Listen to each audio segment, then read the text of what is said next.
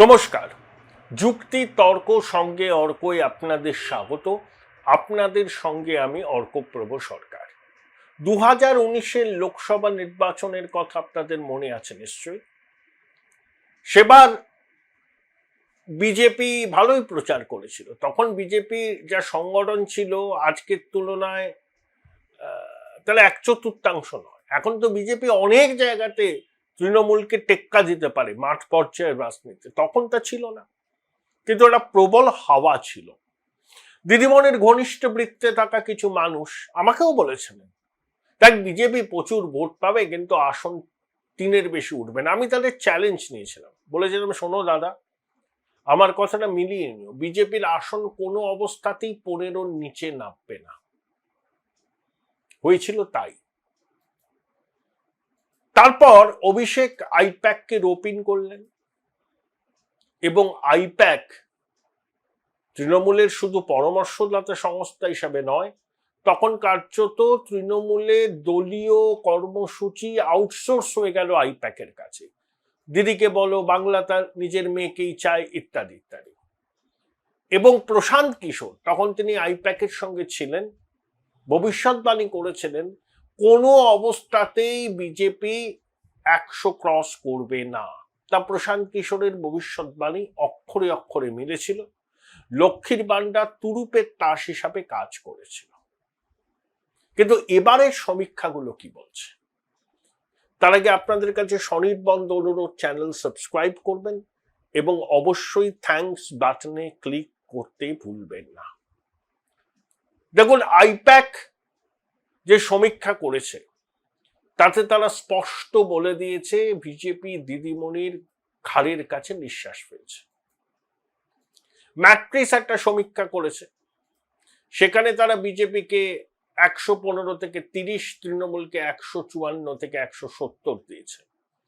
আমি একটা কথা বহুদিন ধরে বলে আসছি, তখন এইসব সমীক্ষা বাজারে আসেনি, কোনো অবস্থাতেই তৃণমূলের আসন 154-র উপরে যাবে না। ওটা সর্বোচ্চ, ওটা টাচ করার সম্ভাবনাও কম, ওর থেকে নামার সম্ভাবনা বেশি। আইপ্যাক যেমন আছে তৃণমূলের, বিজেপির পক্ষে অনেক সমীক্ষক সংস্থা কাজ করে, অ্যাসোসিয়েশন ফর ব্রিলিয়ান্ট মাইন্ড সহ 3 জন। এই সমস্ত সংস্থা সমীক্ষা চালিয়েছে, তাতে কিন্তু বিজেপির পক্ষে ভীষণ ইতিবাচক। এরা কিন্তু পেশাদার সংস্থা, আইপ্যাকের মতো। বিজেপি এদের সঙ্গে চুক্তিবদ্ধ। দেখুন, পুজোর আগে সমীক্ষা মোটেই বিজেপির পক্ষে অনুকূল ছিল না। তখন ভোট হলে তারা ওই লোকসভায় তারা 90 আসনে এগিয়েছিল, ওই রকম পেত 90-91। নভেম্বরে এসআইআর শুরু হলো, জানুয়ারি মাসে এই সমীক্ষক সংস্থাগুলো সমীক্ষা করে, তাতে বিজেপির আসন সংখ্যা 110 থেকে 115-র মধ্যে দেখায়। 28শে ফেব্রুয়ারি ভোটার তালিকা প্রকাশ হয়েছে, 60 লক্ষ লজিক্যাল ডিসক্রিপেন্সি। 23শে মার্চ প্রথম সাপ্লিমেন্টারি তালিকা প্রকাশ হবে। আপনার সুপ্রিম কোর্টের নির্দেশে প্রাক্তন প্রধান বিচারপতিকে মাথায় রেখে অন্যান্য বিচারপতিকে নিয়ে ট্রাইব্যুনালও গঠন হয়েছে, তারা কাজ শুরু করবে 19টি জেলার জন্য 19টি ট্রাইব্যুনাল। এই মার্চ মাসের দ্বিতীয় সপ্তাহে যে সমীক্ষক সংস্থাগুলো সমীক্ষা করছে তারা বিজেপিকে রিপোর্ট দিয়েছে। তাতে বলা হয়েছে বিজেপি সর্বনিম্ন 140টি আসন এবং সর্বোচ্চ 170টি আসন পেতে পারে। 140-এর নিচে বিজেপি কোনো অবস্থাতেই নামবে না। এটা অবশ্যই বিজেপিকে স্বস্তি দিয়েছে। কিন্তু বিজেপির নেতারা এবার কিন্তু খুব ভীষণ রকম সতর্ক, কারণ এই ধরনের সমীক্ষা মাঝে মধ্যেই ভুল হয়, ঠিকও হয়। একটা সমীক্ষা রিপোর্ট সামনে আসলো, তাতে বিজেপির কর্মী সমর্থকরা উদ্বাউ হয়ে নাচতে শুরু করলেন যে সরকারে এসে গেছি। সেটা কিন্তু নয়, এটা একটা স্বস্তি যে তারা খুব ব্যাপকভাবে লড়াইয়ের মধ্যে আছে। এখনো অনেক পথ হাঁটতে হবে বিজেপিকে। ভোটের দিন, গণনার দিন, সমর্থকদের ভোট কেন্দ্রে নিয়ে আসা, এবং মানুষ যাতে ভোটটা উৎসবের মেজাজে দিতে পারে সেজন্য নির্বাচন কমিশনের উপর চাপ সৃষ্টি করা।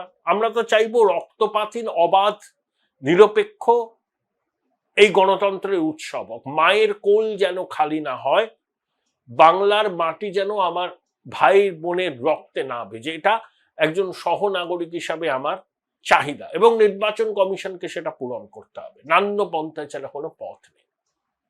কিন্তু পুজোর আগের সমীক্ষা আর মার্চ মাসের দ্বিতীয় সপ্তাহের সমীক্ষা, তাতে কি দেখাচ্ছে? পুজোর আগে বিজেপি 90টা আসন ভোট হলে, মানে লোকসভাতেও তারা 90টা বিধানসভা আসনে এগিয়েছিল, কিন্তু 3.5 মাস বাদে সবকটি সমীক্ষার ফলাফল মোটের উপর এক, যে বিজেপি সর্বনিম্ন 140, এই মুহূর্তে সব থেকে বেশি তারা 170 পেতে পারে এই মুহূর্তে। আমি অনেকদিন আগে থেকে একটা কথা বলছি আপনার, তৃণমূল কোনো অবস্থাতেই 154 উপর যাবে না, ওটা ওদের সর্বোচ্চ, ওর বাইরে যাবে না, নামতে পারে। এখন বিজেপির পক্ষ থেকে মানে কি, বিজেপি এদেরকে দিয়েছে অনেক কাজ। এই যে বিজেপির প্রার্থী বাছাই হচ্ছে, তাতে সমীক্ষক সংস্থার ইনপুট আছে, মন্ডল স্তর থেকে ইনপুট আছে, সংঘের ইনপুট আছে। দেখুন, প্রার্থী হওয়া নিয়ে সব দলের অনেক অ্যাসপিরেন্ট থাকে, একজন হন অন্যরা হন না, এটাই তো স্বাভাবিক। ক্ষোভ বিক্ষোভ খুবই সংগত। যেমন আলিপুরদুয়ারে পরিতোষ বাবুকে প্রার্থী করা হয়েছে, তার নাম তৃতীয় ছিল। অমিতাভ গাঙ্গুলি ভদ্রলোকের নাম, আইনজীবী, তিনি ওখানে জনপ্রিয়, তাকে প্রার্থী করা হয়নি, তার ক্ষোভ থাকা স্বাভাবিক। কিন্তু এবারের নির্বাচনে কেউ যদি নির্দল হিসাবে প্রতিদ্বন্দ্বিতা করেন, সামান্য কয়েকটি আসনে তারা প্রভাব ফেললেও ফেলতে পারে, কোথাও পাবেন না। এবার ভোট হবে সম্পূর্ণ মেরুকরণের আবহে, এবং প্রার্থী এখানে বড় কথা নয়, তৃণমূলেরও নয়, বিজেপিরও নয়, সিম্বলে ভোট হবে। দেখুন, যারা মমতা বন্দ্যোপাধ্যায়কে আবার মুখ্যমন্ত্রী হিসাবে চান, তারা তৃণমূলের প্রার্থী ভালো খারাপ ওসব দেখবেন না, তারা কিন্তু মমতা বন্দ্যোপাধ্যায়কে ভোটটা দেবে। আর যারা পরিবর্তন চান, তারা কিন্তু চোখ কান বুঝে পথে ভোটটা দেবেন, সিম্বলে ভোট হবে। আমি একদম ইন্ডিভিজুয়াল ইন্ডিপেন্ডেন্টের ভূমিকাকে উড়িয়ে দিচ্ছে না, তারা ক্ষতি করতে পারেন। কিন কন্টেস্টেড কয়েকটা আসনে 1-1.5 ভোট কেটে নিলে ফলাফল এদিক ওদিক হয়ে যেতে পারে, কিন্তু সেটাও এবারের নির্বাচনে হওয়ার সম্ভাবনা কম। এবারের নির্বাচন কার্যত গণভোটের চেহারা নেবে। হ্যাঁ মমতা, না মমতা। হ্যাঁ মমতা যারা, চোখ কান বুঝে মমতাকে ভোট দেবেন, সেখানে তৃণমূলের প্রার্থী কে সেগুলো তারা দেখবেনই না। আর না মমতা যারা, তারা বিজেপিকে ভোট দেবে। হতে পারে অনেক ক্ষেত্রে প্রার্থী নিয়ে অসন্তোষ আছে, কিন্তু ওই সিম্বল, যারা পরিবর্তনের আকাঙ্ক্ষাকে হৃদয়ে ধারণ করছেন, তারা সিম্বলে ভোট দেবেন। আর যারা স্থিতাবস্থার পক্ষে থাকবেন, তারাও সিম্বলে ভোট দেবেন। তৃণমূলের মধ্যে কি ক্ষোভ বিক্ষোভ নেই প্রার্থী তালিকা নিয়ে? নেই, আছে, সব দলে থাকে, বামপন্থীদের মধ্যেও আছে। এই তো কৃষ্ণগঞ্জে হয়ে গেল, তামান্নার মাকে প্রার্থী করা নিয়ে। এগুলোকে প্রাপ্যের অতিরিক্ত গুরুত্ব দেওয়ার দরকার নেই। বিজেপির জাতীয় সভাপতি নীতিন নবীন কলকাতায় এসে বৈঠক করছেন সবার সঙ্গে, খুব তাড়াতাড়ি সংকল্পপত্র প্রকাশ করা হবে। নরেন্দ্র মোদী, অমিত শাহ 22টা সভা করবেন পশ্চিমবঙ্গে, কার্পেট বম্বিং শুরু হবে রাজনৈতিকভাবে। এই মনোনয়ন পত্র জমা দেওয়ার সময় এগিয়ে আসছে, দেখবেন তারপরে ইলেকশনের আবহাওয়া তুঙ্গে উঠবে। কিন্তু এখানে একটা প্রশ্ন আমার মনে আছে, এসআইআর কমপ্লিট না করে শেষ পর্যন্ত কি ভোটটা হবে? এটা $1 বিলিয়ন প্রশ্ন। 20 লক্ষ লোকের ভাগ্য নিষ্পত্তি না করে কিভাবে নির্বাচন হতে পারে, এই প্রশ্নের উত্তর আমার কাছে নেই। সুপ্রিম কোর্ট বলে দেবে, নির্বাচন কমিশন সিদ্ধান্ত নেবে। কারণ জনপ্রতিনিধিত্ব আইনে বলা আছে, মনোনয়ন এই জমা দেওয়ার দিনই হচ্ছে ভোটার তালিকায় নাম তোলার শেষ দিন। সেক্ষেত্রে 9ই এপ্রিল হচ্ছে ভোটার তালিকায় নাম তোলার শেষ দিন। 20 লক্ষের কাছাকাছি নাম তখনও বিবেচনাধীন থাকবে।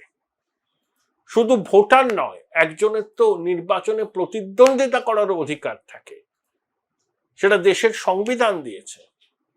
সেই অধিকার তো ক্ষুণ্ণ হতে পারে। এই প্রশ্নের জবাব এখনো মেলেনি। আশা করি সুপ্রিম কোর্টে এই প্রশ্নের ফয়সলা হবে, তারপরেই আমি নিশ্চিত হয়ে বলতে পারবো নির্বাচন কমিশন যে দুটো তারিখ নির্ধারণ করেছে পশ্চিমবঙ্গের নির্বাচনের জন্য, সেই দুটো তারিখেই পশ্চিমবঙ্গে ভোট হচ্ছে। তার আগে এই নিয়ে আমি 16 আনার উপর 18 আনা নিশ্চিত হতে পারছি না যে পশ্চিমবঙ্গে নির্বাচন কমিশনের প্রকাশিত সূচি অনুযায়ী ভোটটা হবে। বোলপুর শহরের কোলাহল থেকে মাত্র 20 মিনিট দূরেই রয়েছে সুন্দর রিসর্ট, যেখানে পেয়ে যাবে স্পেশিয়াস আর এস্থেটিক্যালি ডিজাইন রুম। তোমরা যারা গ্রুপে যাও তাদের জন্য আছে কমফোর্টেবল গ্রুপ স্টে অপশন, আর কাপলদের জন্য রয়েছে লাক্সারিয়াস সুইট রুম, তার উপর আবার ফ্ল্যাট 10% অফ। এখানে প্রকৃতির মাঝে তোমরা পেয়ে যাবে একটা সুন্দর সুইমিং পুল, ছোটদের জন্য প্লে এরিয়া আর একটা এস্থেটিক সেলফি কর্নার।